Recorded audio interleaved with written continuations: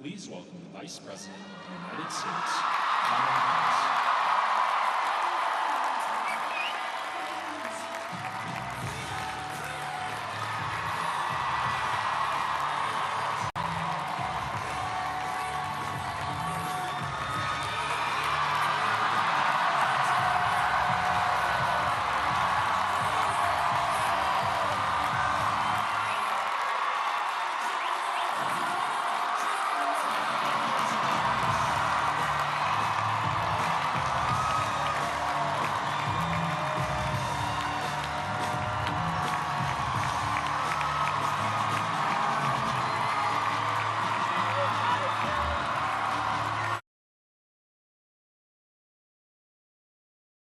Vice President, today delivering this speech.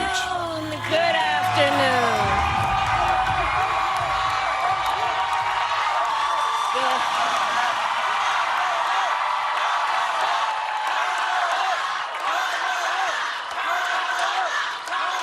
Good afternoon, everyone. Good afternoon. Good afternoon. Good afternoon. Thank you all. Thank you, thank you. Thank you, thank you. So let me say, and I love you back. And I love you back. So let me say, my heart is full today.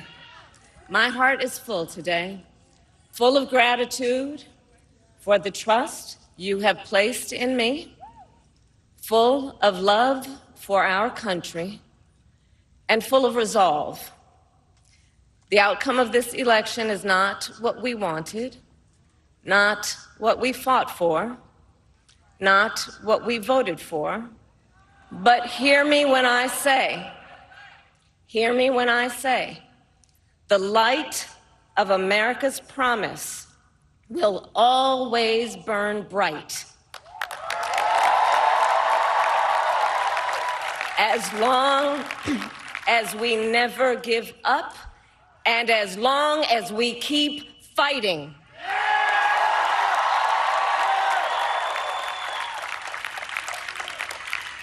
To my beloved Doug and our family, I love you so very much. To President Biden and Dr. Biden, thank you for your faith and support. To Governor Walz and the Walz family, I know your service to our nation will continue. And to my extraordinary team, to the volunteers who gave so much of themselves, to the poll workers and the local election officials, I thank you all. Look, I am so proud of the race we ran and the way we ran it.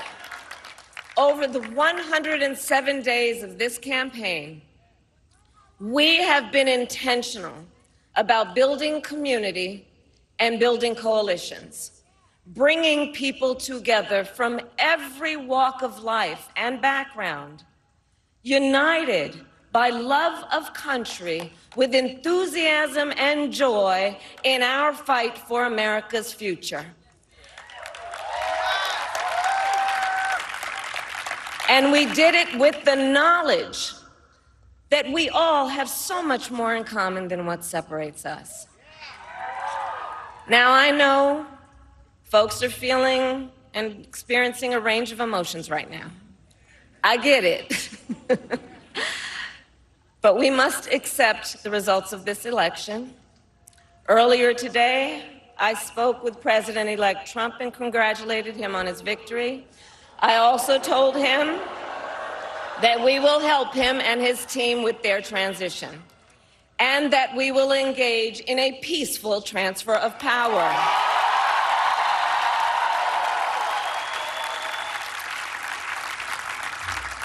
A fundamental principle of American democracy is that when we lose an election, we accept the results. That principle, as much as any other, distinguishes democracy from monarchy or tyranny, and anyone who seeks the public trust must honor it. At the same time, in our nation, we owe loyalty not to a president or a party, but to the Constitution of the United States.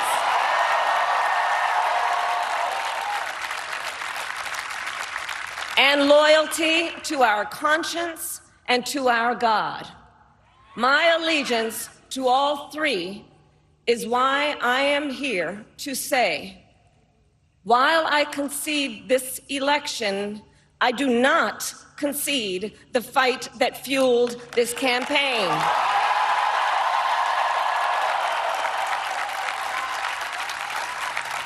The fight for freedom, for opportunity, for fairness, and the dignity of all people. A fight for the ideals at the heart of our nation, the ideals that reflect America at our best. That is a fight I will never give up.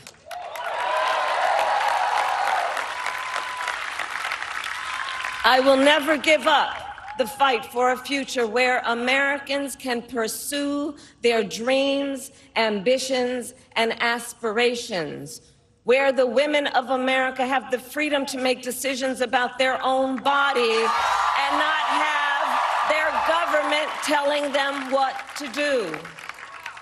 We will never give up the fight to protect our schools and our streets from gun violence.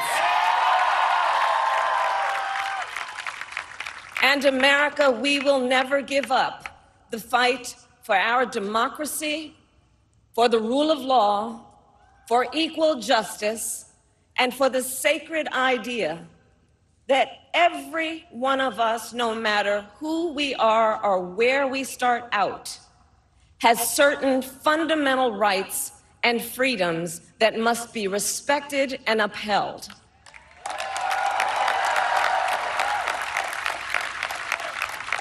And we will continue to wage this fight in the voting booth, in the courts, and in the public square.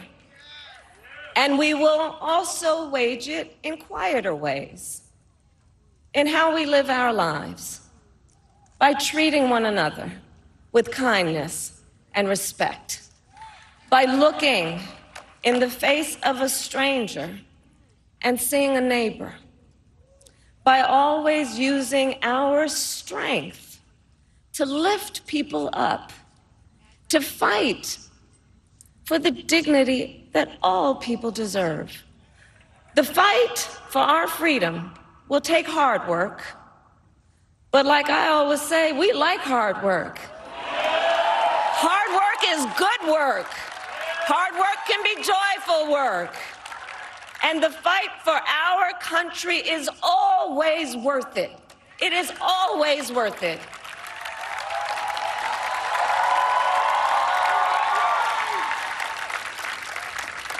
To the young people who are watching, it is... I love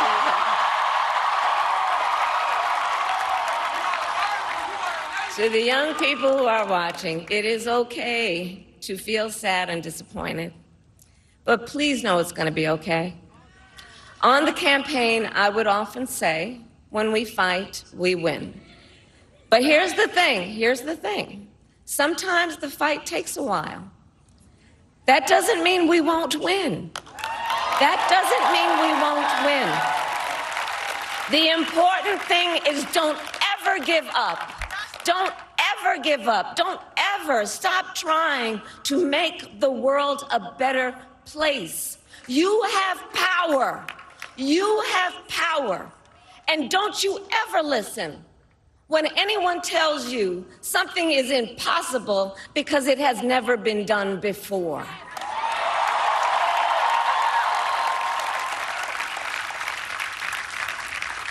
You have the capacity to do extraordinary good in the world. And so to everyone who is watching, do not despair. This is not a time to throw up our hands This is a time to roll up our sleeves. This is a time to organize, to mobilize, and to stay engaged for the sake of freedom and justice and the future that we all know we can build together. Look, many of you know I started out as a prosecutor, and throughout my career, I saw people at some of the worst times in their lives. People who had suffered great harm and great pain, and yet found within themselves the strength and the courage and the resolve to take the stand, to take a stand, to fight for justice, to fight for themselves, to fight for others. So let their courage be our inspiration. Let their determination be our charge. And I'll close with this. There's an adage an historian once called a law of history, true of every society across the ages. The adage is, only when it is dark enough can you see the stars. I know many people feel like we are entering a dark time, but for the benefit of us all, I hope that is not the case.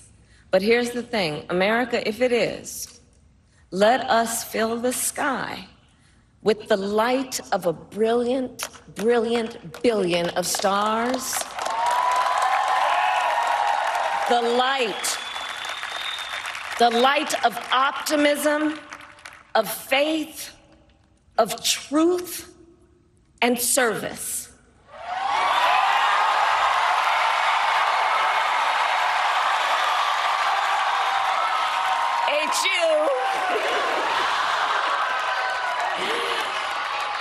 And may that work guide us, even in the face of setbacks, toward the extraordinary promise of the United States of America. I thank you all. May God bless you, and may God bless the United States of America. I thank you all. Vice President Kamala Harris at Howard University, likely the most difficult speech of her career, saying, "My heart is full of gratitude, full of love for our country, full of resolve."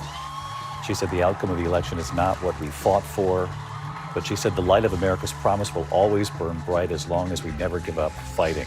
She talked about reaching out to President-elect Donald Trump today. She said we will help his team.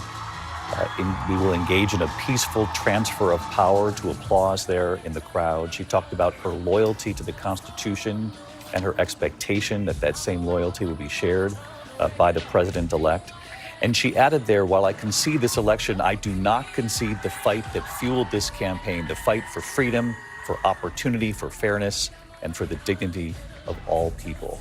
I want to bring in our chief White House correspondent, Mary Bruce. She's right there in the crowd. She listened in on the speech. Mary Bruce, no question, a painful speech for the vice president to deliver. These are always difficult for whichever side loses. Painful, David, bittersweet, but this was a chance for Kamala Harris to come out here and assure her supporters that the fight goes on. As you noted, she said that while she is conceding today, she does not concede the fight that fueled this campaign, the fight for freedom and for fairness. And she wanted to assure all of her supporters, and there are a lot of them here who are shocked, despaired, angry, many in tears. She wanted to assure them it's okay to be sad and disappointed, but saying to them, do not despair, saying don't throw up your hands, roll up your sleeves. And David, I think it is important to note that Kamala Harris here is doing something that Donald Trump still has not done. That is to concede and admit that she lost, and also to say that she will go ahead and go forward and participate in the peaceful transition of power. And that was a line here that got a lot of applause, I can say, David, even in the midst of what is a lot of shock for so many here today. Mary Bruce right there at Howard University. Mary, thank you. Our chief Washington correspondent, Jonathan Karl. This campaign for Kamala Harris was just 107 days. So many things about this campaign, really on both sides, extraordinary. The assassination attempts on Donald Trump, this extraordinary political comeback, unlike anything we've ever seen. And on the vice president side, to have a president at the top of the ticket perform in that debate like he did in June, decide that he was not going to seek re-election, and then suddenly support the vice president and say in 107 days, let's see what you can do here. It's been a campaign for the history books, David. I have to say, I've seen so many speeches by presidential candidates winning, losing presidential candidates, candidates that never make it anywhere near this far. I think some of the best speeches that I have ever seen delivered have been concession speeches.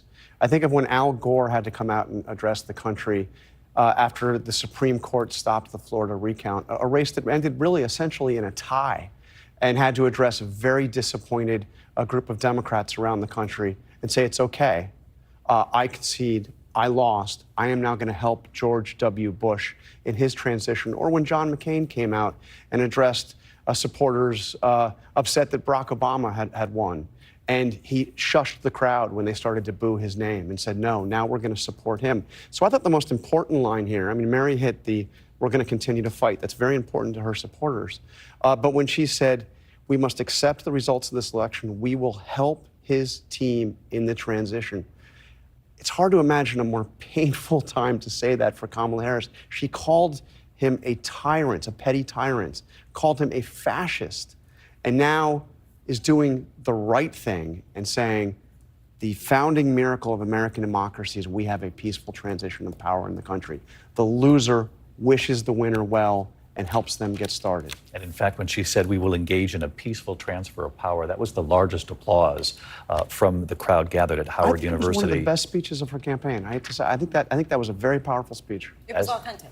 Yes. It was. And Lindsay Davis, not lost on us where she gave this speech. She was hoping to give a different one at Howard last night. This is her alma mater. She spoke of service there and also got a big reaction from the crowd. But no doubt, many young people in that crowd from that university community hoping that she would have made history. And I was struck, David, by the close-up shots of the tears streaking the faces of the young people when she addressed them directly and said, it's going to be okay. I think that people needed to hear that from her in moving forward. And of course, it is at Howard University, the backdrop of all of this. She talked about in her memoir that she decided that she would go there because it was a good place to start off her career at the alma mater of Thurgood Marshall. And in 2017, just a year after she had become only the second elected black female U.S. senator in this country, she gave a commencement speech there. Much different speech from today. And yet, she talked about how I know sometimes we're afraid of falling short. It's not that we don't know what we should do. It's not that the bar can sometimes feel too high. It takes so much time and effort to reach it, so much sweat and so many tears. And being human, we sometimes fall short, and that's okay. And I think that we heard a lot of that sentiment really today. Of course, as we've said, not the speech that she expected to give. She had hoped to give. And she talked about that wonderful piece of writing that spoke of in the darkness, you see the most brilliant of stars. Just behind you there, Rick Klein is actually still standing after being here with us on the air until 5:30 in the morning when the race was called. And Rick, just bring us up to speed. Obviously, Donald Trump, the president-elect, well above the 270 electoral votes he needs. There's 2 states outstanding here as this stands, Rick, and he will win the popular vote as well, which is a different scenario than the last 2 times he ran. That's right, David. This is the electoral map as it stands at this hour, and we spent so much time over the last days and weeks talking about the battleground map, the paths to 270. Donald Trump bulldozed through basically all of those paths. In the battlegrounds, we saw last night play out in a way where he took North Carolina and Georgia, securing the 2 southern states, took then the big prize of Pennsylvania, breaking the big wall, the blue wall, and then the clincher in Wisconsin. This afternoon, ABC News projects that Donald Trump will also win the state of Michigan. So all 3 states in the blue wall. Right now, he is up in the vote count in both Arizona and Nevada. Very possible that he wins all 7 battleground states. And he did it by turning red places a little bit redder, by turning purple places red, by turning blue cities just a shade more Republican. He got record numbers of Latino voters for a Republican candidate. And at the end of the night, a remarkable achievement. He is now almost 5 million votes ahead of Kamala Harris. He cracks 50%. He is going to get a majority of voters for the first time in any of his 3 runs for president, David. And he heads to Washington now with a Republican Senate. They've taken back control of the Senate. The House still has not been projected by ABC News. So a lot of change in Washington, and the voters sending a very clear message with what we saw overnight here. Our coverage continues on ABC News Live, abcnews.com. I'll be back with the entire team for World News Tonight. For many of you here in the East, your early evening local news is on, and I'll see you right after. Until then, good day. This has been a special report from ABC News.